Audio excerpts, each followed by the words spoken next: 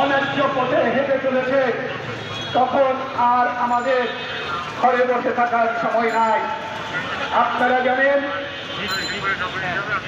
বাংলাদেশের স্বাধীনতার পর থেকে যুগে যুগে বিভিন্ন সময়ে তারা যখন তাদের অন্যায্য দাবিগুলো নিয়ে রাজপথে আসে, মত সৃষ্টি করার পায়তারা করে, ঠিক তখনই আমাদের বিদ্যমান ইঞ্জিনিয়াররা যখন রাস্তায় নেমে আসে, আজ পর্যন্ত আমাদের কোনো আন্দোলন সংগ্রাম এ পর্যন্ত বিদ্যমান ইঞ্জিনিয়ারদের কখনো ব্যর্থ হয়নি। কারণ সবসময় বিদ্যমান ইঞ্জিনিয়ারের দাবিগুলো ছিল ন্যায্য এবং যৌক্তিক, যে কারণে সারা বাংলাদেশের আপামর জনগণ আমাদের পাশে ছিল, আমাদেরকে সাপোর্ট দিয়েছে। আজও আপনাদের মাধ্যমে সারা বাংলাদেশের জাতিকে বলতে চাই, আমাদের ন্যায্য দাবিগুলোর প্রতি আপনারা সমর্থন রাখবেন। আমাদের দাবিগুলি ন্যায্য না হতো তাহলে আমরা কখনোই আমাদের দাবি সপক্ষে ন্যায্যতা পেতাম না। আজকে দেখেন, আজকে যখন একটা বাংলাদেশের জাতীয় সংসদ নির্বাচন আসন্ন, ঠিক সেই মুহূর্তে ওই উপদেষ্টারা যখন এই দাবিটাকে নিয়ে আসছে, আমাদেরকে আজকে রাজপথে নামতে বাধ্য করেছে।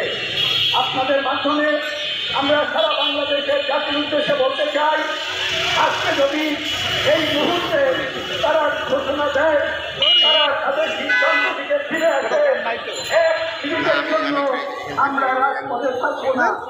কিন্তু আপনাদের মাধ্যমে বলতে চাই, আজকে আমাদেরকে ইচ্ছা করে আসন্ন জাতীয় সংসদ নির্বাচনের আগে একটা হীন উদ্দেশ্যে আমাদেরকে রাজপথে নামতে বাধ্য করেছে।